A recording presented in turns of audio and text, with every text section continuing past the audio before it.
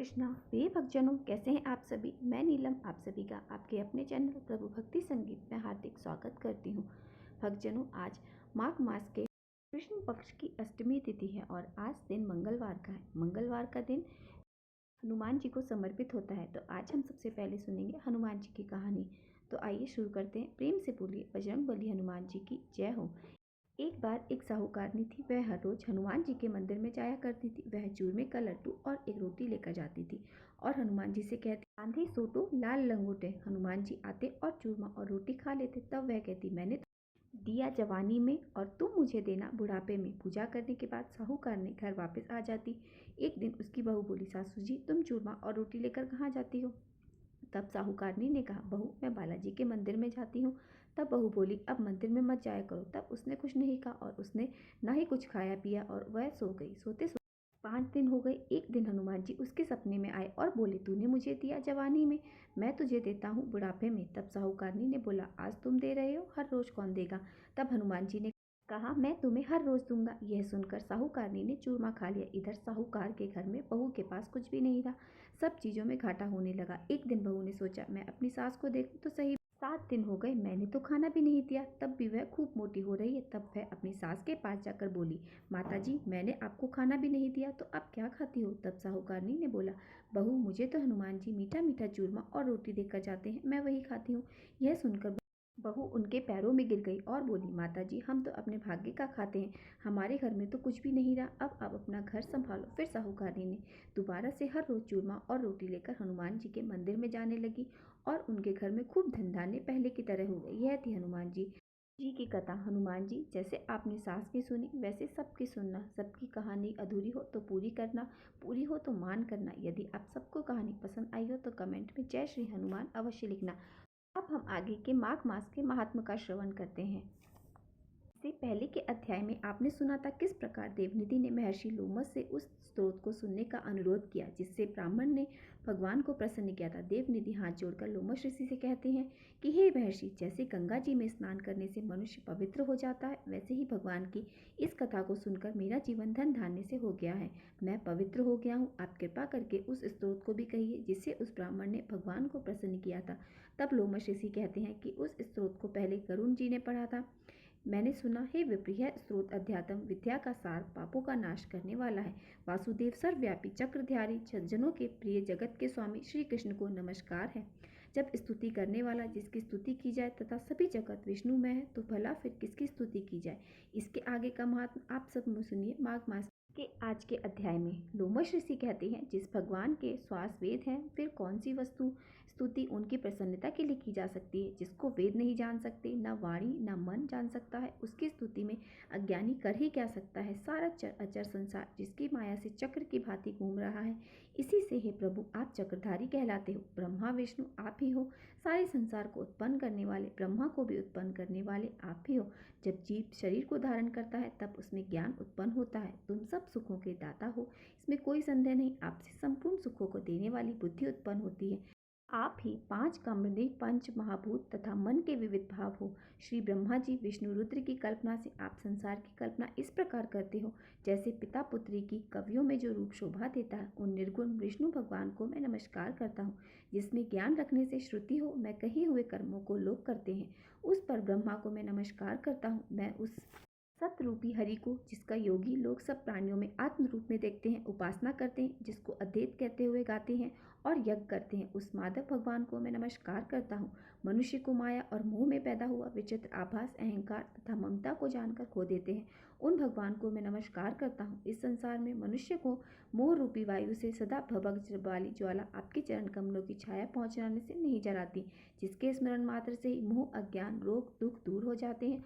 और उस अनंत रूप को मैं नमस्कार करता हूँ जिसमें मिल जाने पर और किसी दूसरे की इच्छा नहीं रहेगी, जिसको जानकर अद्वैतवादी आत्मा को देखते हैं। यदि विष्णु शब्द का अर्थ और उसके विषय का ज्ञान एक ही होता तो इस सत्य से, हे माधव, इस संसार की माया में फंसकर तुम्हारे ही ध्यान में रत रहता हूँ। यदि वेदांत दर्शन में भगवान सारे संसार में व्याप्त है तो इसी सत्य से भगवान में भरी निर्विघ्न भक्ति हो, और बीज नहीं है तो भी बिना बीज के स्वयं विद्यमान है। सो वह विष्णु भगवान रूपी रंग से हमारे बीच के टुकड़े टुकड़े को जो सृष्टि स्थिति है और लय के लिए ब्रह्मा विष्णु और महेश 3 रूप धारण करते हैं और कार्य में सत रज तथा तम इन तीनों गुणों में विद्यमान है, वह भगवान यदि मुझ पर प्रसन्न हो, जो प्राणियों के हृदय रूपी मंदिर में निर्मल देव वास करते हैं, वह भगवान मुझ पर प्रसन्न हो, जो अविद्या पूर्ण संसार का त्याग करता है, जगत में आप हो, आपका बनाया हुआ विश्व आनंद करता है, आपके त्याग करने पर अपवित्र हो जाता है और उसका साथ रहने पर भी तुम भी उसके साथ बने रहते हो। विकार रहित जिनके चारवा पंचभूत योग से पैदा हुआ चैतन्य मानते हुए उपासना करते हैं, जैन लोग आपको शरीर का परिणाम मानते हैं और सांख्यवादी तुम ही हो कि प्रकृति से परे मनुष्य मानकर ध्यान करते हैं। जन्म इत्यादि से रहित चैतन्य रूप सदा आनंद स्वरूप उपनिषद जिसकी महिमा गाते हैं, आकाश आदि पंच महाभूत देह मन बुद्धि इंद्रियां सब कुछ तुम ही हो, तुमसे अलग और कुछ नहीं है। तुम ही सब प्राणियों को उत्पन्न करने वाले हो और मुझको शरण देने वाले हो। तुम अग्नि रवि इंद्र होम मंत्र क्रिया तथा फल सब तुम ही हो। कर्म के फल देने वाले वैकुंठ में तुम्हारे सिवाय कोई नहीं है। हे प्रभु, मैं तुम्हारी शरण में हूँ। सब प्राणियों के हेतु तथा उनको शरण देने वाले तुम ही हो। जैसे युवा पुरुष की युवती में और युवती की युवा में प्रीति होती है, वैसे ही मेरी प्रीति में तुम ही हो। हे प्रभु, जो पापी को भी आपको प्रणाम करता है उसको यमदूत ऐसे नहीं देखते हैं जैसे उल्लू सूर्य को। प्रत्येक पाप मनुष्य को उस समय तक ही सुख देते हैं जब तक वह आपके चरण कमलों का सहारा नहीं ले लेता। जिसको गुण जाति और धर्म को स्पर्श नहीं कर सकते तथा गतियां भी स्पर्श नहीं कर सकती, जो इंद्रियों के वशीभूत नहीं है, जिनका बड़े बड़े मुनि लोग साक्षात नहीं कर सकते, उन भगवान को मैं नमस्कार करता हूँ। कितने ज्ञान रूपी सुंदर गुण हैं जिन्होंने सुख स्वरूप मोक्ष रूपी लक्ष्मी जी का आलिंगन किया है, जिनको आत्म स्वरूप सुख भोगा है और जिन्होंने ध्यान रूप से मृत्यु को भी अपने वश में कर लिया है, ऐसे मुनियों से सेवित भगवान को मेरा नमस्कार है। जो जन्म मरण आदि से अलग है, जिनको काम क्रोध आदि दोष दुख नहीं देते, उन वासुदेव भगवान को मैं नमस्कार करता हूँ। जिनके ज्ञान की गति से अविद्या रूपी मल शुद्ध हो जाता है और जिनको ज्ञान रूपी अस्त्र से संसार रूपी शत्रु का नाश हो जाता है, उन दुखों के नाश करने वालों को मैं नमस्कार करता हूँ। जिस प्रकार सब स्थावर संगम संसार को उत्पन्न करते हैं, इसी सत्य से भगवान मुझे भी दर्शन दे। इस प्रकार उसकी सच्ची भक्ति देखकर भगवान ने प्रसन्न होकर उस ब्राह्मण को दर्शन दिए और ब्राह्मण की स्तुति से प्रसन्न होकर उसको वरदान देकर कहा।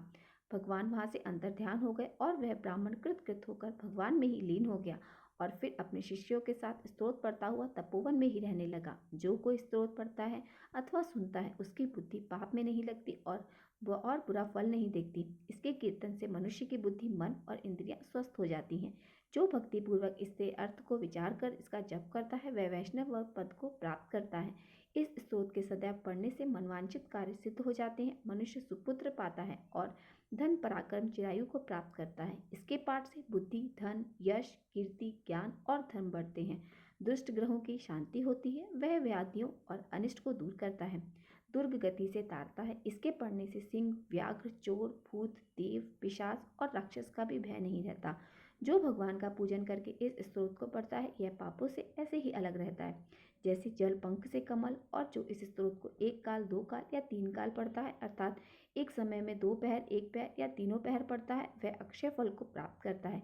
जो मनुष्य प्रातःकाल इस स्तोत्र का पाठ करता है, वह इस लोक और परलोक में अक्षय सुख प्राप्त करता है। वेद द्वितीय का बनाया हुआ यह स्तोत्र भगवान को अत्यंत प्रिय है और भगवान के दर्शन कराने वाला है। योग सागर नाम का यह स्तोत्र परम पवित्र है। जो कोई भक्ति पूर्वक इसको पढ़ता है, वह विष्णु लोक को जाता है। लोमश ऋषि कहने लगे कि जिस पिशाच को धुति ने मुक्त किया, वह पहले द्रविड़ नगर में चित्र नाम वाला राजा था। वह बड़ा शूरवीर सत्यपरायण और पुरोहितों को आगे करके यज्ञ आदि किया करता था।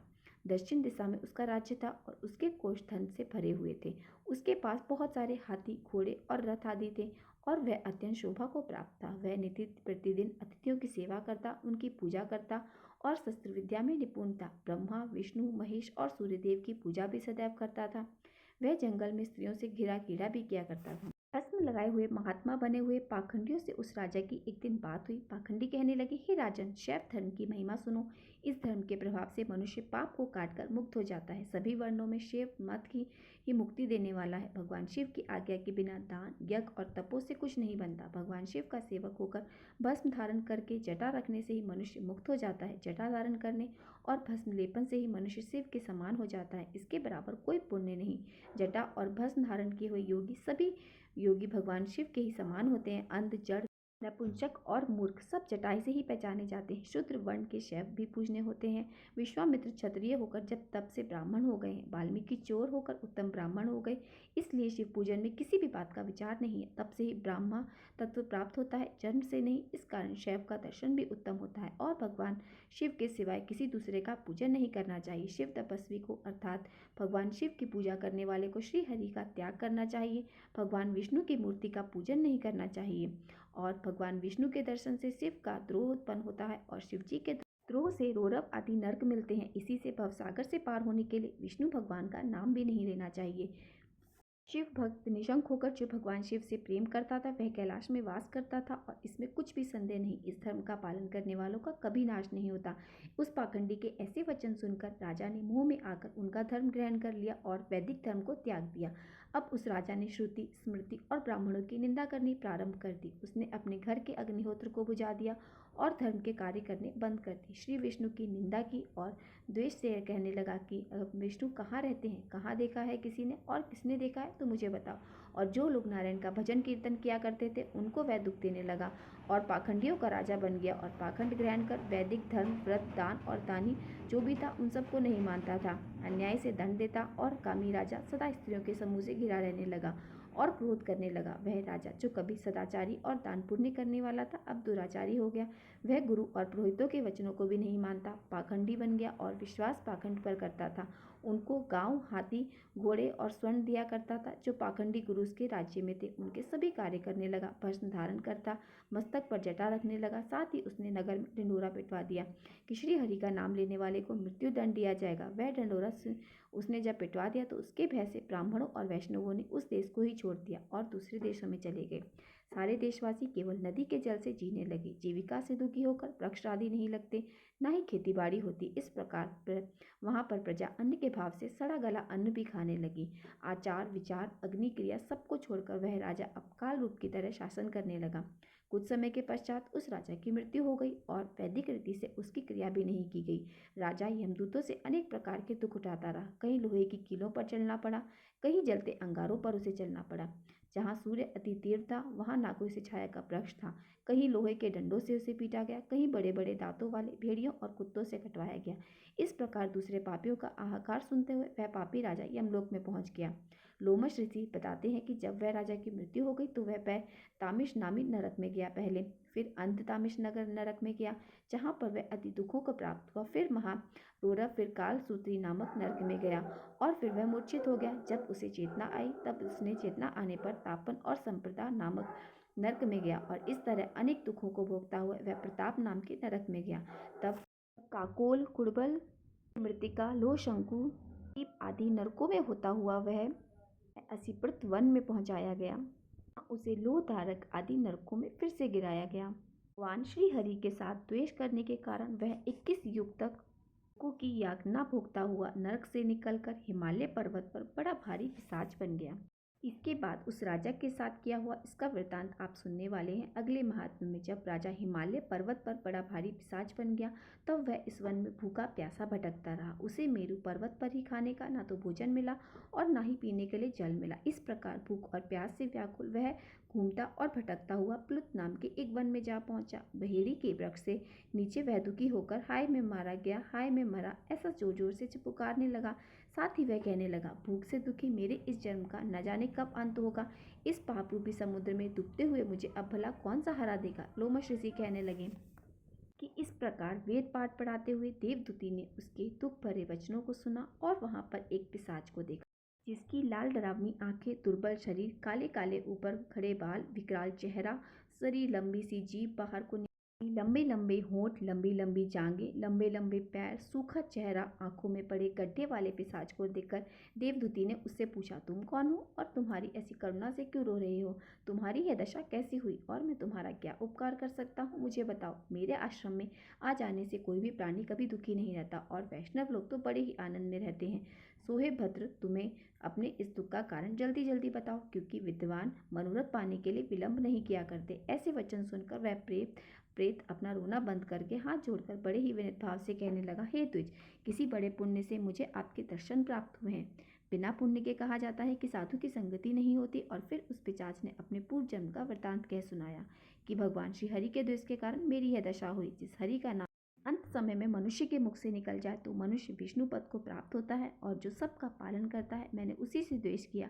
आज मैं जो भी हूँ, कष्ट भोग रहा हूँ, सब मेरे कर्मों का दोष है। जिसकी ब्राह्मण तप द्वारा प्रार्थना करते हैं, ब्रह्मा देवी का विधाता है और सनातन है, जिनका आदि मध्य और अंत नहीं है, उस भगवान के साथ मैंने द्वेष किया। जो कुछ पुण्य मैंने किए थे, मैंने पहले उन जन्म में किए थे, वह सब विष्णु भगवान की द्वेष रूपी अग्नि में भस्म हो गए। यदि किसी प्रकार से मेरे पाप का नाश हो जाए तो मैं भगवान श्रीहरि के सिवाय किसी देवता का पूजन नहीं करूंगा। श्रीहरि भगवान से द्वेष कर मैंने बहुत दिनों तक नरक की यातना भोगी, और अब मैं पिशाच योनि में पड़ गया हूँ। इस समय मैं किसी अच्छे कर्म के योग से ही अपने आपके आश्रम में आया हूँ, जहाँ पर आपके सूर्य रूपी दर्शन ने मेरे दुख समान अंधकार को दूर किया है। अब आप ही कोई ऐसा उपाय बताइए जिससे मेरी यह पिशाच योनि दूर हो सके, क्योंकि सज्जन पुरुष उपकार करने में बिल्कुल देरी नहीं करते। देवदूती कहने लगे कि इस प्रकार यह माया देवता मनुष्य असुर सबकी स्मृति को मोहित कर देती है, और जिसके धर्म का नाश करने वाला द्वेष उत्पन्न हो जाता है। जगत के उत्पन्न करने, रक्षा करने और नाश करने वाले जो सब प्राणियों को आत्मा है, उनसे भी लोग द्वेष करते हैं। जिनके अर्पण करने से सभी कर्म सफल होते हैं, उनकी भक्ति से मुख मोड़ना वाले को कोई सी भी गति प्राप्त नहीं होती। चारों वर्णों का विदुक्त हरि का भजन करने वाला ही सबसे उत्तम है, अन्यथा कुमार्ग में चलने वाला मनुष्य नरक भोगते हैं। इसी कारण वेद विरुद्ध कर्मों को त्याग देना चाहिए, अपनी बुद्धि से बचे हुए धर्म के मार्ग पर चलना चाहिए। मनुष्य परलोक के पथ पर भी नाश हो जाता है। वह वेद, देवता और ब्राह्मणों की निंदा करे तो झूठे मन से कल्पित शास्त्रों को मानने वाले नरक में जाते हैं। देवादि देव विष्णु से विमुख होने वाले नरक में जाते हैं। जैसे द्रवण देश का राजा नरक में गया, इस कारण किसे कभी भी इसकी निंदा नहीं करनी चाहिए, और वेद में ना की गई क्रिया को कभी नहीं करना चाहिए। रोमश ऋषि कहने लगे। ऐसा कहने पर मुनि ने उस पिशाच को सुमार्ग बतलाया कि माघ मास में तुम प्रयाग में जाकर स्नान करो, उससे तुम्हारी यह पिशाच योनि समाप्त हो जाएगी। माघ मास में प्रयाग में स्नान करने से मनुष्य अपने पूर्व जन्म के सभी पापों से मुक्त हो जाता है, और वहां पर स्नान करने से मोक्ष की प्राप्ति होती है। इससे बढ़कर और कोई प्रायश्चित नहीं। संसार में यह मोक्ष स्वर्ग का द्वार खुला हुआ है। हे गंगा और यमुना का संगम, त्रिवेणी संसार में सबसे उत्तम तीर्थ है। पाप रूपी बंधन को काटने के लिए यह कुल्हाड़ी है। कहाँ तो विष्णु, सूर्य, तेज, गंगा, यमुना का संगम, और कहाँ यह तुच्छ प्राणी रूपी तृण की आहुति जैसे घने अंधकार को दूर करने वाला शरद के चंद्रमा की तरह चमकता है। ठीक उसी तरह संगम के स्नान से मनुष्य पवित्र हो जाता है। मैं तुमसे गंगा यमुना के संगम का वर्णन नहीं कर सकता, जिसके जल की एक बूंद के स्पर्श से ही केरल देश का ब्राह्मण मुक्त हो गया था। ऋषि के ऐसे वचन सुनकर प्रेत के मन में शांति उत्पन्न हुई, मानो वो सब दुखों से मुक्त हो गया हो, और बड़ी प्रसन्नता से उसने हाथ जोड़कर विनयपूर्वक इन ऋषि से पूछा। प्रेत ने जो कुछ भी पूछा और ऋषि ने उसका जो कुछ भी बताया, उसका विस्तार आप पूर्वक वर्णन आप सभी अगले अध्याय में जरूर सुनेगा। उम्मीद करती हूँ आप सभी को आज का अध्याय पसंद आया हो। अगर अध्याय पसंद आया हो तो वीडियो को लाइक और मेरे साथ जुड़े रहने के लिए चैनल को सब्सक्राइब अवश्य कर लीजिए। मिलते हैं आपसे अगली वीडियो में। हरे कृष्णा।